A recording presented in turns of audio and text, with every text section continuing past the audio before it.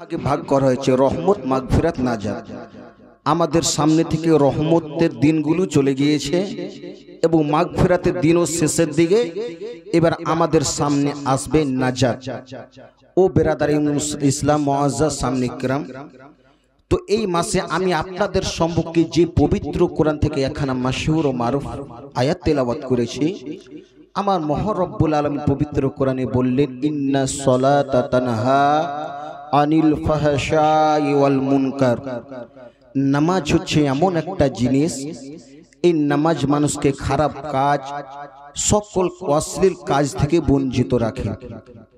বেরাদার ইসলাম, আজকে মাহে রমজানুল মুবারকে আমরা যখন নামাজ পড়ি, রোজা রেখে যখন আমরা মসজিদের দিকে আমরা যাই, তো আমাদের কত ভালো লাগে। সবাই দেখে তো কত আমাদেরকে ভালো লাগে, এবং দুনিয়ার লোক কেউ দেখুক বা না দেখুক, আমার মহান আল্লাহ তাআলা দেখতেছেন। বলেন সুবহানাল্লাহ। অন্যজন দুনিয়ার কোনো মোল্লা দেখলে কোনো আমাদের কোনো প্রয়োজন নাই। আমার মহান আল্লাহ যদি আমাদেরকে দেখেন, এটাই হচ্ছে আমাদের জন্য খুব গ্রহণযোগ্য জিনিস, গ্রহণযোগ্য ইবাদত। বেরাদার, এই নামাজ আজকে আমার নবী পাকের উম্মত হয়ে আজকে আমরা কেমন নামাজ পড়ি, এবং নবী পাকের সাহাবীগণ যিনারা ছিলেন উনারা ফির কিভাবে নামাজ পড়েছেন। উনারা বেরাদার ইসলাম আমাদের মতো দুনিয়াবি মতো নামাজ তাদের ছিল না। তারা যদি নামাজে দাঁড়িয়ে যেতেন, দুনিয়ার কোনো কাজ কাম কোনো জিনিসে তাদের আর ধ্যান থাকতো না। এই রকম বেরাদার, আমার নবী পাকের একজন বিখ্যাত সাহাবী হযরতে আবু দুজানা রাদিয়াল্লাহু তাআলা আনহু, তিনিও নামাজ পড়েছেন। কেমন নামাজ পড়েছেন? যখন তিনি নামাজ পড়তেন, কিভাবে আজকে আমাদের নামাজ আর ওনাদের নামাজ কেমন। হায় রে মুসলমান, আমার ভাইরা, আমার মা বোনেরা, উনারা কেমন ভাবে নামাজ পড়েছেন। আমার নবী পাকের বিখ্যাত সাহাবী হযরতে আবু দুজানা আমার নবী পাককে কত ভালোবাসতেন রে বাবা। যখন তিনি নামাজ পড়তেন, দুনিয়ার কোনো মোল্লাকে ধ্যান দিতেন না, আমার মহান আল্লাহকে তিনি যেন দেখতেছেন আর নামাজ পড়তেন। এইভাবে তিনি নামাজ পড়েছেন।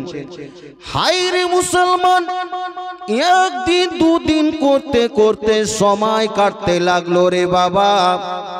সময় কেটে যায়, কিছুদিন পরে হায় রে মুসলমান, সকল সাহাবী যেমন নামাজ পড়ে, হযরতে আবু দুজানা তিনিও নামাজ পড়তেছেন।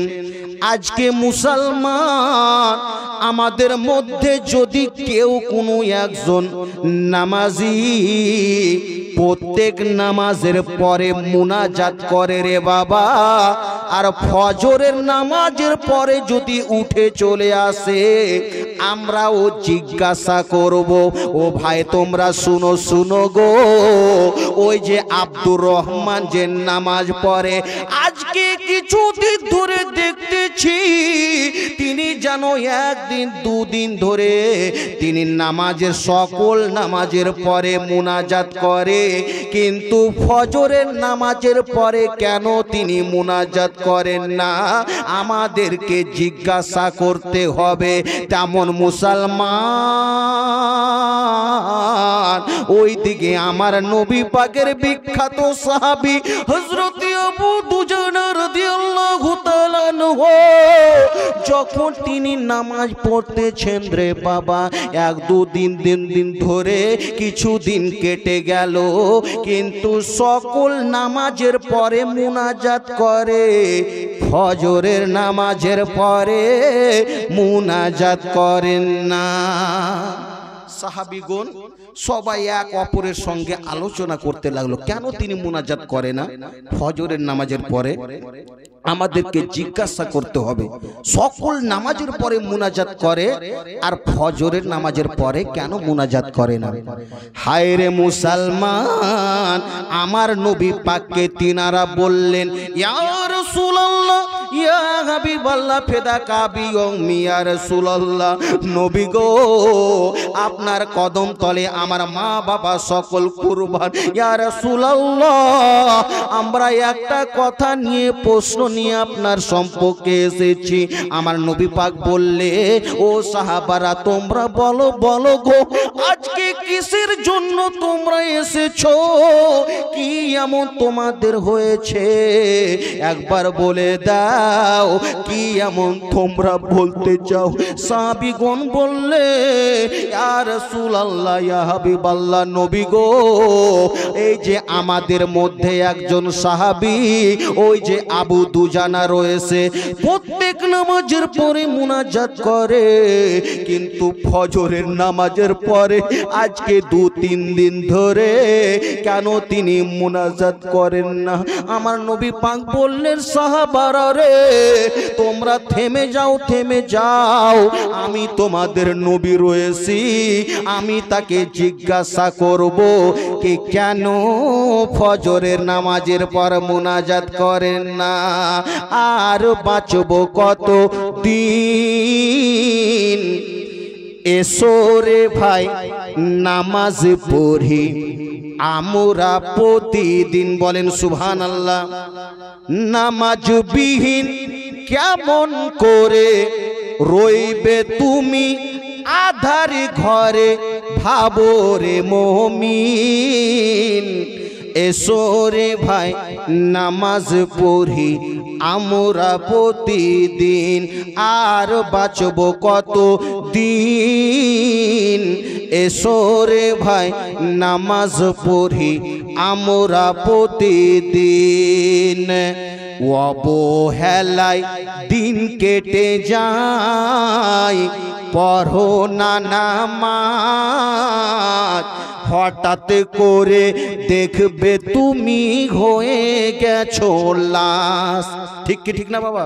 অনেক লোক আছে ঘুমিয়েছে সুন্দরভাবে, কিন্তু ফজরের নামাজ পড়ো আর মসজিদে এলান হচ্ছে আব্দুর রহমান আর দুনিয়াতে নাই। অনেকজন হয়েছে কি হয়নি? ছন্দ বলতেছেন, অবহেলায় দিন কেটে যায়, পড়ো না নামাজ, হঠাৎ করে দেখবে তুমি হয়ে গেছো লাশ। দুনিয়ারি মায়া ছেড়ে যেতে হবে আসল ঘরে, কি হবে রে সে দিন? এসো রে ভাই, নামাজ পড়ি আমরা প্রতিদিন, আর বাঁচব কত দিন? এসো রে ভাই, নামাজ পড়ি আমরা প্রতিদিন। ঘুম ভাঙলে সকাল, না ভাঙলে হবে পরকাল, তবে কিসের বাহাদুরি ওহে মুসলমান? ঘুম ভাঙলে সকাল, না ভাঙলে হবে পরকাল, তবে কিসের বাহাদুরি ওহে মুসলমান? মসজিদের ওই পালকি চড়ে যেতে হবে আধার ঘরে, মসজিদের ওই পালকি চড়ে যেতে হবে আধার ঘরে, কি হবে রে সে দিন? এসো রে ভাই, নামাজ পড়ি আমরা প্রতিদিন, আর বাঁচব কত দিন? এসো রে ভাই, নামাজ পড়ি আমরা প্রতিদিন। আমার নবী পাক বললেন, ও সাহাবারা, তোমরা থামো, কি এমন তিনার হয়েছে কি তিনি অত অল্প সময়তে নামাজ সালাম ফেলার পরে পরে তিনি বের হয়ে চলে যায়। আমার সাহাবী তো কোনো দুনিয়ার ওয়াহাবি হতে পারে না, আমার সাহাবী তো আমাকে ফলো করে, কেন তিনি মুনাজাত করে না চলে যায়?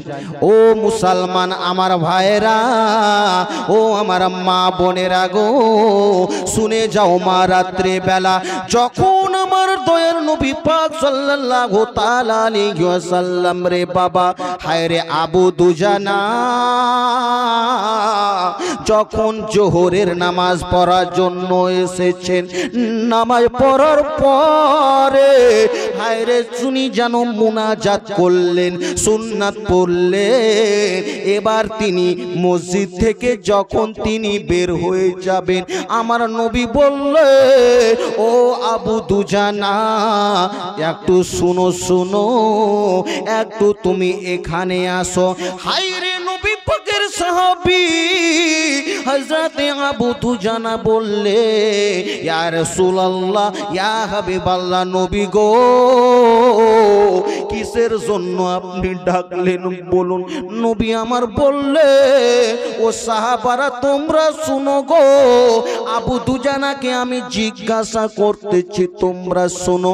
আমার নবী পাক বললে, ও আবু দুজানা একবার বলো বলো, প্রত্যেক নামাজের পরে তুমি মুনাজাত করো, কিন্তু 3 দিন 4 দিন ধরে ফজরের নামাজের পরে কেন তুমি মুনাজাত করো না?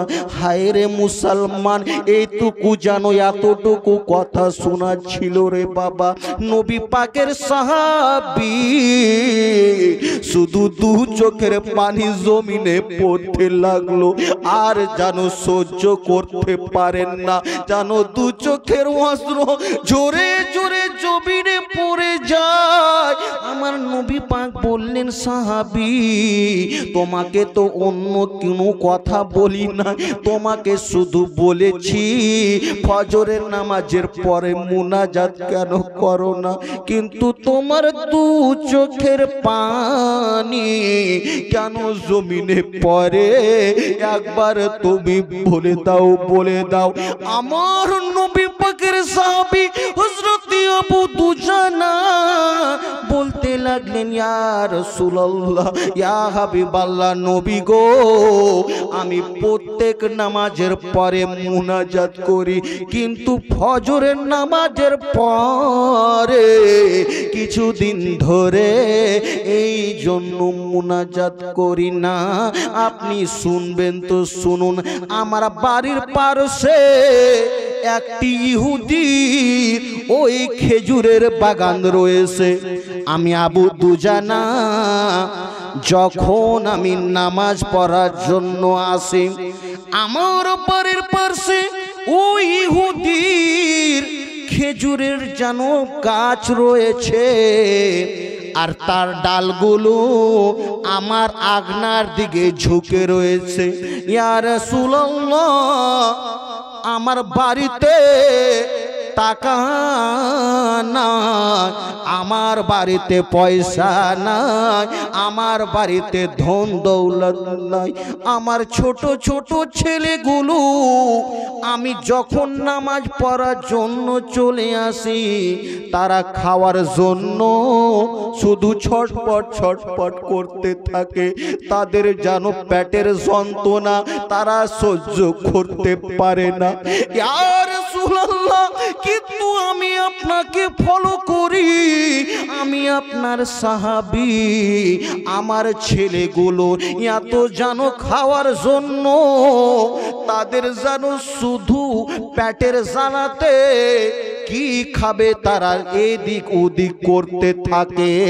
আর যখন আমি দিনের সমাতে তাদেরকে আমি অন্য জায়গাতে যেতে দিই নাই, আমার বাড়িতে চাল ডাল কিছু নাই, তাদেরকে সান্ত্বনা দেওয়ার জন্য আমি কখনো পানি শুধু আমি চুলাতে জ্বালিয়ে দিই, তাদের সান্ত্বনা দি বেটারে তোমাদেরকে খাওয়ার তোমাদের তৈরি হচ্ছে। কিন্তু ইয়া রাসূলুল্লাহ, এই যে রাতের অন্ধকারে ওই যে রাতে যত ওই ইহুদির বাগানে ইহুদির গাছের খেজুরগুলো পেকে পেকে ওই যে এশা থেকে ফজর পর্যন্ত ওই খেজুরগুলো আমার আগনাতে পড়তে থাকে, আর আমার ছেলেগুলো যদি উঠে যায় তার খেজুরগুলোকে নিয়ে তারা মুখে দিয়ে দিবে। ইয়া রাসূলুল্লাহ, ইয়া হাবিবাল্লাহ, নবী গো, আমার ঈমান এটা মানে না। আমি জানো 7 দিন ধরে না খেয়ে থেকে যাব, কিন্তু ইহুদিকে না বলে তারপর খেজুরকে আমি তো খাবো না, আর আমার ছেলেদেরকেও খেতে দেব না। ওই জন্য ইয়া রাসূলুল্লাহ, যখন ওই রাতের অন্ধকার ফজরের নামাজের পর গো নবী আমি তাড়াতাড়ি করে মুনাজাত করি না। যদি দেরি হয়ে যায়, যদি একটু উজালা হয়ে যায়, আমার ছেলেগুলো উঠে যাবে আর খেজুরগুলোকে কুড়িয়ে মুখে দিয়ে দেবে। আমি এতটুকু চাই না গো নবী, তারা না খেয়ে যদি থেকে যাবে তাদেরকে ওই ইহুদির গাছের খেজুরকে না বলে আমি খেতে দেব না। ওই জন্য ইয়া রাসূলুল্লাহ, ফজরের নামাজের পরে আমি তাড়াতাড়ি করে ওই জায়গাতে চলে যাই, আর ওই খেজুরগুলোকে কুড়িয়ে কুড়িয়ে তার আগনার দিকে আমি ফেলে দিই। ফজরের যখনই নামাজ হয় আমি দেরি করি না, তাড়াতাড়ি করে চলে যায়, আর ওই খেজুরগুলোকে তাড়াতাড়ি করে নিয়ে আমি তার আগনার দিকে থাকবে না। কি কেন না থাকবে? বাস না বাজবে বাঁশরি। আমার ছেলেগুলো যদি না দেখে খেতে চাইবে না, কিন্তু যখনই পড়ে থাকবে তারা নিয়ে মুখে নিয়ে নেবে আর খেয়ে নেবে। এই জন্য ইয়া রাসূলুল্লাহ, কিছুদিন ধরে আমি আপনার পিছনে নামাজ পড়ি গো নবী, কিন্তু মুনাজাত আমি করতে আমি পারি নাই। আমি তাড়াতাড়ি করে ওই জন্য আমি চলে যাই।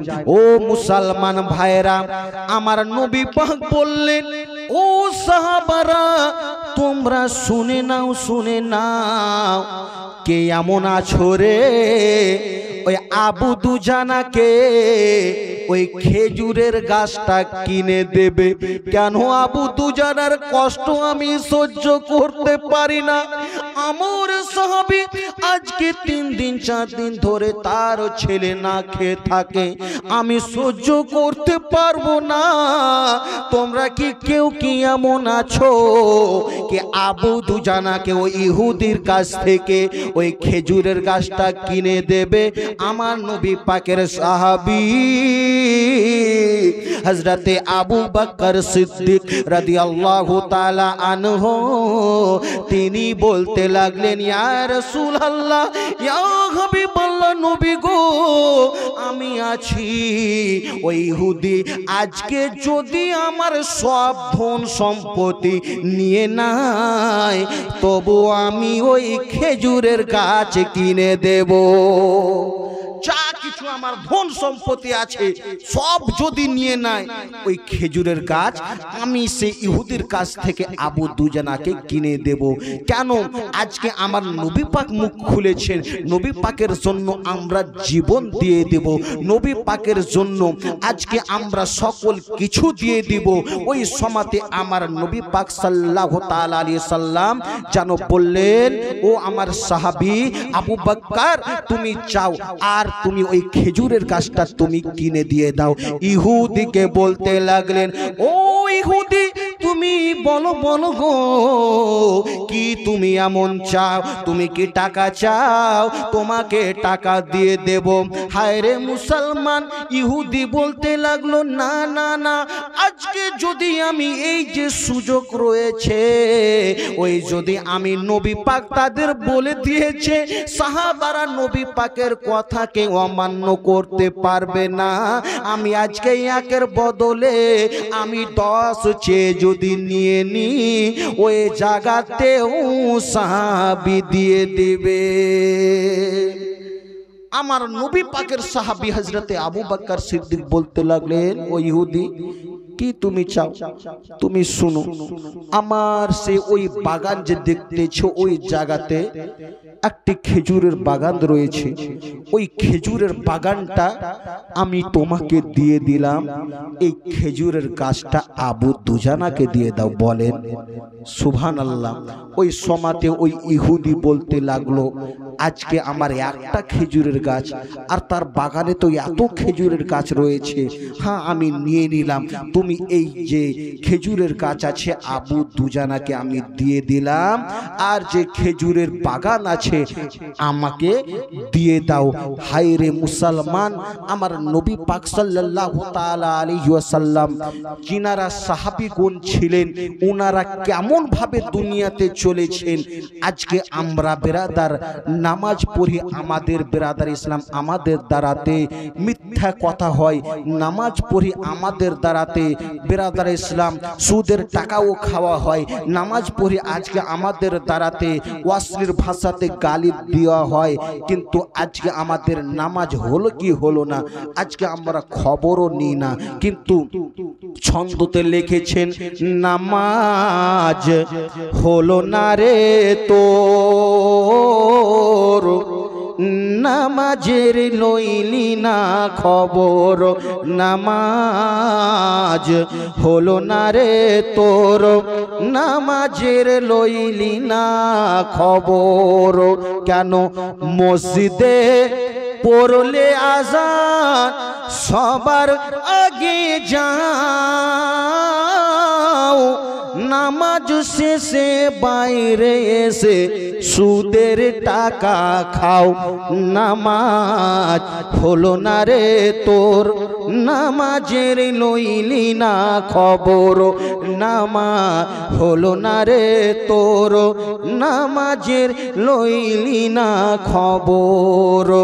হায় রে নামাজের নিয়ত করে দাঁড়িয়েছো নামাজে, মনটা যদি থাকে তোমার দুনিয়ারি কাজে, নামাজ হলো না রে তোর, নামাজের লইলি না খবর, নামাজ হলো না রে তোর, নামাজের লইলি না খবর।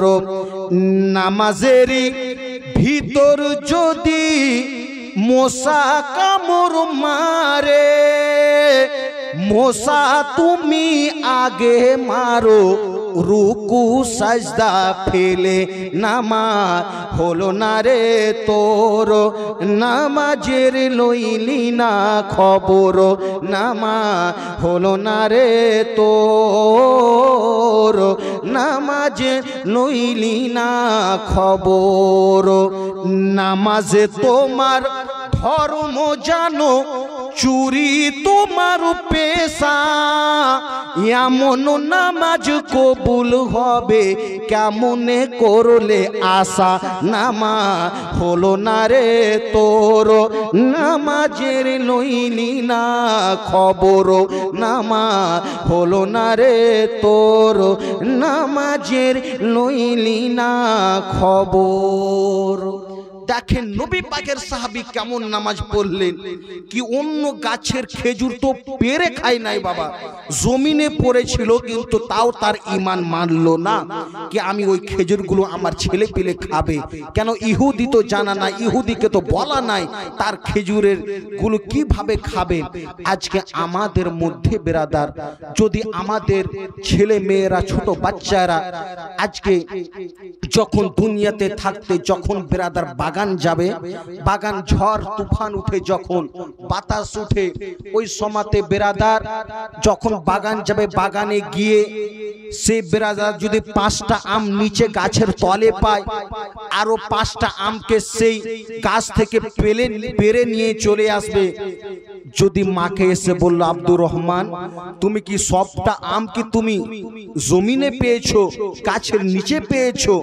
বলতেছেন না মা না, আমি সে 5টা আম পেয়েছি আর 10টা আম আমি গাছ থেকে পেড়ে নিয়ে এসেছি। ওই মাও সাব্বাস দিবে আর বলবে খুব ভালো করেছে। কিন্তু মুসলমান, এই যে আপনি সন্তানকে যে শিক্ষা দিলেন, এই যে বেরাদার আপনাকে হাসরের ময়দানে যেদিন কেউ কারু হবে না, ওই শয়তানও আপনার বিপক্ষে জবাব দিবে।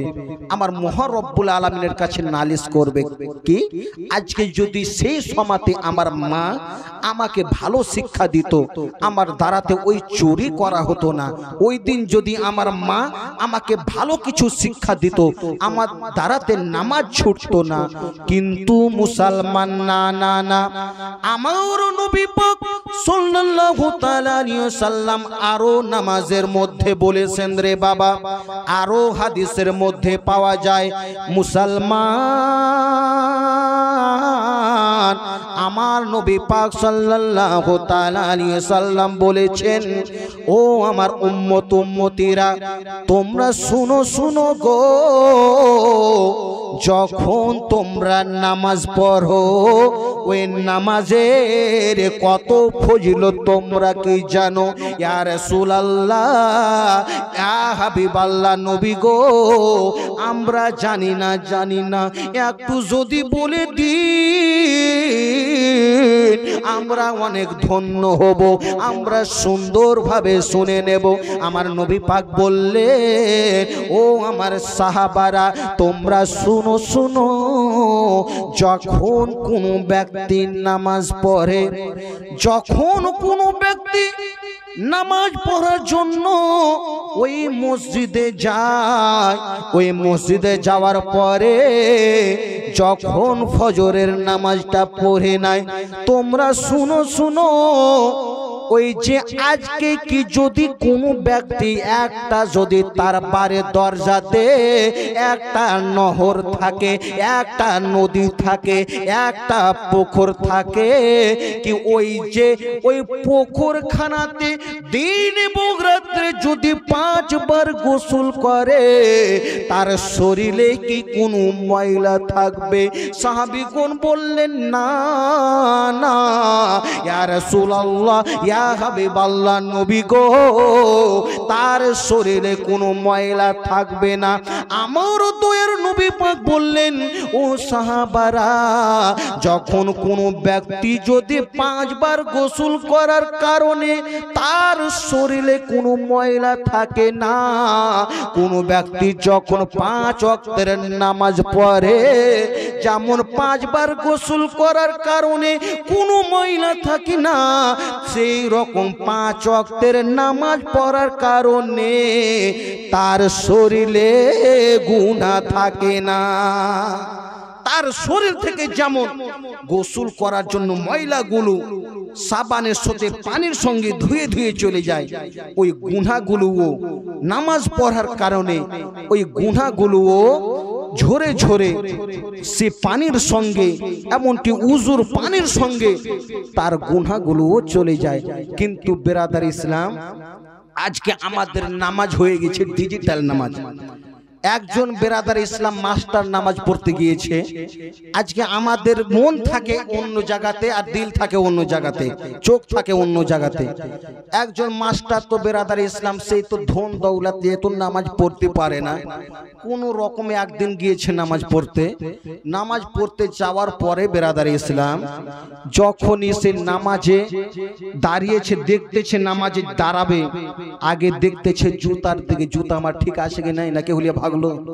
বেরাদার ইসলাম দেখতেছে, কিছুক্ষণ পর একজন কিন্তু চোর মনে করেছিল কি তার জুতা আজকে চুরি করব। মাস্টারের জুতা একটু দামি আছে, একটু দাম দিয়ে নিয়েছে, তোর জুতাটা আজকে যেভাবে হোক জুতাই আজকে নিয়ে ভাগবো। বেরাদার ইসলাম চোর মনে করে আজকে কখন ওই নিয়াত বানবে আর আমি ওর জুতা লিয়া ভাগবো। বেরাদার ইসলাম ওই তো দেখতেছে চোর উকি মেরে অন্য জায়গা থেকে দেখতেছে, আর মাস্টার খালি একবার জুতার দিকে দেখে, নিয়াত বানেনি। দেখতে দেখতে বেরাদার ইসলাম নিয়াত তো বেঁধে নিয়েছে। এবার নিয়াত যখনই বেঁধেছে মুসলমান, ওই দিকে ওই চোর তাড়াতাড়ি করে বেরাদার ইসলাম জুতার দিকে হাত যখনই দিতে এসেছে, ওই মাস্টার এসে তার হাত ধরে নিয়েছে। যখনই বেরাদার ইসলাম হাত ধরেছে, চোর তো কইছে আমি চুরি তো আর বাপ জন্মে করবো না, কিন্তু তোমাকে দেখলাম যে নামাজ পড়তে নিয়ে যে তুমি বেঁধে নিয়েছিলে, আজকে তুমি আমার হাত কিভাবে বের ধরে নিলে? পাগলা, আমার নামাজ তুই জানিস? আমার চোখ ছিল জুতার দিকে আর দিচ্ছি, আমার মুখ ছিল সে কাবা শরীফের দিকে, আমি চোখ ছিল আমি জুতার দিকে আমি দেখতেছিলাম, আর আমার মুখটা ছিল শুধু কাবা শরীফের দিকে। ও মুসলমান, সেই রকম নামাজ পড়লে হবে না, নামাজ আমাদেরকে পড়তে হবে, আমাদেরকে অন্তরটাকে সাফ করে নামাজ পড়তে হবে, আমাদেরকে নামাজ এই রকম পড়তে হবে কি আপনি দেখতেছেন আমার মহান রব্বুল আলামিনকে, যদি এইটুকু যদি না করতে পারেন, আমার মহান আল্লাহ আপনাকে দেখতেছেন। বলেন সুবহানাল্লাহ। কেন আপনি জানেন দুনিয়ার জমিনে আজকে মুসলমান দুনিয়ার জমিনে যখন কোনো ব্যক্তি গুনাহ করতে যায় রে বাবা, গুনাহ করতে লাগলো, গুনাহ করতে করতে এমন সে হয়ে যায় মুসলমান, আজকে যদি কোনো আগুন কোনো চারাক থাকে, চারাক বুঝে কে বুঝেন না? ওই চারাক আগে হতো এখন তো নাই, এখন কারেন্টের সময় হয়ে গিয়েছে। আগে মুসলমান ওই যে চারাক থাকতো, ওই চারাকের উপরে একটা যদি সাদা বেরাদার কাপড় দেওয়া হতো, ওই কাপড়টাকে সাদা হয়ে থাকতো বাবা, না ধোয়াতে অন্ধকার হয়ে যেত। ও মুসলমান, সেই রকম বাবা জীবন দুগুণা মার কোন ব্যক্তি যখন নামাজ পড়া দুনিয়ার জমিনে যখন গুনাহ করতে যায়, একটা গুনাহ করলো তার অন্তরটা কালো হয়ে গেল, আরো সে গুনাহ করলো, ওই অন্তরটা তার যেন কালো হতে থাকলো। মুসলমান এমন সমাতে আসে রে বাবা, সেই যে গুনাহকে আর কিছু মনে করে না, একটু কোনো কথা হলো সেই গুনাহ করে ফেলে, চলতে উঠতে সেই যেন বড় বড় গুনাহতে ওই লিপ্ত হয়ে যায়। কেন মুসলমান? সেই গুনাহ করে করে তার অন্তরটাকে কালো করে ফেলেছে রে বাবা। সেই যদি গুনাহ করতে যায় তার মনে কোনো আর দ্বিধাবোধ আসে না। ও মুসলমান, আপনি যদি বলেন হুজুর আমরা ওই গুনাহকে পরিষ্কার করব কি দিয়ে, চারাকের উপরে ওই কাপড়কে পরিষ্কার যদি করতে হয়, আমরা এই মডেলের কোনো দোকানে যাব, ওই দোকান থেকে আমরা ওই সাবান কিনে নিয়ে আসব, আর সাবান কিনে নিয়ে আসার পরে পানির সঙ্গে আমরা সাফ করে দেব। হুজুর যদি আমাদের সেই যে আজকে আমাদের কোনো রুমাল ময়লা হয়, আমরা কালিয়াচক যাব, কোনো সার্ফ কিনে নিয়ে আসব, আমাদের রুমালকে পরিষ্কার করে নেব।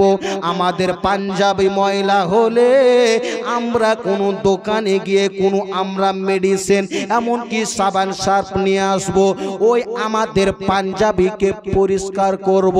কিন্তু হুজুর আপনি বলে দিন আমাদের যে অন্তরের ময়লা হয়েছে, ওই ময়লাকে কি দিয়ে আমরা পরিষ্কার করব? মডেলের কি কোনো দোকান থেকে সাবান নিয়ে আসব, কালিয়াচক থেকে কোনো কি সার্ফ নিয়ে আসব? আমি বলবো মুসলমান, ও তোমরা শুনো শুনো, না না না না, তোমাদের ওই দিলের ময়লাকে পরিষ্কার করার জন্য দুনিয়ার কোনো সাবানের প্রয়োজন হবে হবে না। ওই দিলের ময়লাকে পরিষ্কার করার জন্য দুনিয়ার কোনো সার্ফের প্রয়োজন হবে না। তো কি করব হুজুর? একবার আপনি ওই পবিত্র কোরআনকে জিজ্ঞাসা করে দেখেন, ও পবিত্র কোরআন তুমি বলো বলো গো, তোমার মধ্যে যখন খুলতে যায় তোমাকে ওই জায়গাতে লেখা থাকে যালিকাল কিতাবুল লা রাইবা ফি। এই কিতাব হচ্ছে এমন একটা কিতাব যে কিতাবে ভুল তো দূরের কথা, কোনো সন্দেহের অবিকাশ নাই। ও কোরআন তুমি বলো বলো গো, আমাদের এই দিলের অন্তরের পরিষ্কার করার জন্য, অন্তরের ময়লাকে পরিষ্কার করার জন্য আপনি কি ওষুধ দিবেন? ওই পবিত্র কোরআন বলবে অবশ্যই তোমরা আমার দিকে চলে এসো। ওই পবিত্র কোরআন বলবে কি আলা বিযিকরিল্লাহি তাতমাইন্নুল কুলুব। আল্লাহর জিকির হচ্ছে এমন একটা জিকির, যে জিকির যদি তুমি করে নাও তোমার অন্তর পরিষ্কার ও সন্তুষ্ট হবে। ওই আল্লাহর যদি জিকির তোমরা যদি করে নাও তোমাদের অন্তর পরিষ্কারের সঙ্গে সঙ্গে তোমরা শান্তি পাবে, তোমাদের সন্তুষ্ট হবে।